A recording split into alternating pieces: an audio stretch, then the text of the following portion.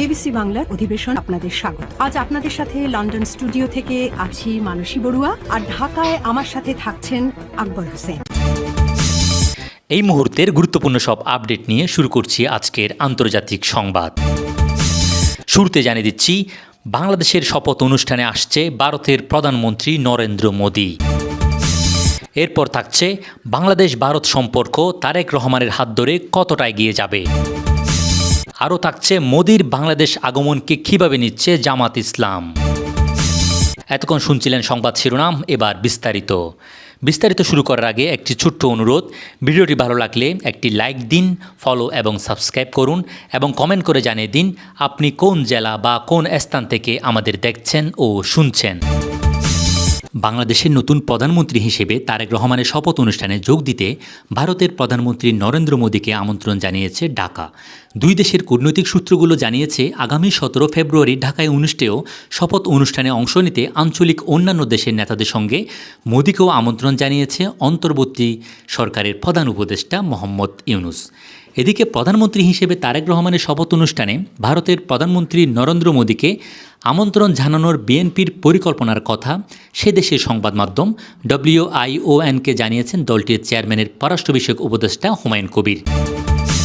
ত্রয়োদশ জাতীয় সংসদ নির্বাচনে নিরঙ্কুশ সংখ্যাগরিষ্ঠতা পেয়ে সরকার গঠন করতে যাচ্ছে বাংলাদেশ জাতীয়বাদী দল বিএনপি। আগামী মঙ্গলবার 17 ফেব্রুয়ারি নতুন সরকারের শপথ নেওয়ার কথা রয়েছে। এই শপথ অনুষ্ঠানে 13 রাষ্ট্রপ্রধানকে আমন্ত্রণ জানিয়েছে অন্তর্বর্তী সরকার। তাদের মধ্যে ভারতের প্রধানমন্ত্রী নরেন্দ্র মোদী ও পাকিস্তানের প্রধানমন্ত্রী শাহবাজ শরীফও আছেন, খবর NDTV-র। এছাড়া চীন, সৌদি আরব, তুরস্ক, সংযুক্ত আরব আমিরাত, কাতার, মালয়েশিয়া, ব্রুনাই, শ্রীলঙ্কা, নেপাল, মালদ্বীপ এবং ভুটানের সরকার প্রধানকেও আমন্ত্রণ জানানো হয়েছে। NDTV জানিয়েছেন, আমন্ত্রণ পেলেও মোদি ঢাকায় আসবেন না, কারণ তার আগে ফ্রান্সের প্রেসিডেন্ট ইমানুয়েল ম্যাক্রোর সঙ্গে বৈঠকের শিডিউল করা ছিল। তার বদলে পররাষ্ট্রমন্ত্রী S জয়শঙ্কর অথবা ভাইস প্রেসিডেন্ট CP রাধাকৃষ্ণ শপথ অনুষ্ঠানে যোগ দিতে পারেন। বেগম খালেদা জিয়ার জানাজা অনুষ্ঠানে অংশগ্রহণ করেছিল ভারতের পররাষ্ট্রমন্ত্রী S জয়শঙ্কর। তারক রহমানের শপথ অনুষ্ঠানে 17 ফেব্রুয়ারি সে দেশের প্রধানমন্ত্রী নরেন্দ্র মোদীর আসা নিয়ে চলছে আলোচনা এবং সমালোচনা।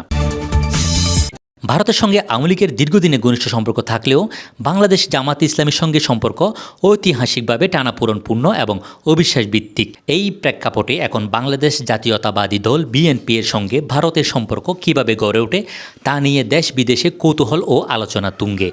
দক্ষিণ এশিয়ার ভূ রাজনীতিতে বাংলাদেশ একটি কৌশলগতভাবে গুরুত্বপূর্ণ রাষ্ট্র হওয়ায় ঢাকার ক্ষমতার রাজনীতির পরিবর্তন দিল্লির নীতিগত অবস্থান ও আঞ্চলিক সমীকরণে সরাসরি প্রভাব ফেলতে পারে। নিরাপত্তা, বাণিজ্য, সীমান্ত ব্যবস্থাপনা, জ্বালানি সহযোগিতা এবং আঞ্চলিক সংযোগ, এসব ইস্যুতে পারস্পরিক আস্থার মাত্রা ভবিষ্যৎ সম্পর্কের গতিপথ নির্ধারণ করবে। ফলে বিএনপি ভারত সম্পর্ক কোন দিকে মোড় নেয়, সহযোগিতা, দূরত্ব নাকি নতুন ধরনের বাস্তববাদী সমঝোতা, তা শুধু দুই দেশের দ্বিপাক্ষিক সম্পর্কে নয়, সমগ্র অঞ্চলের রাজনৈতিক ভারসাম্য ও কূটনৈতিক পরিবেশের উপরও গুরুত্বপূর্ণ প্রভাব ফেলবে।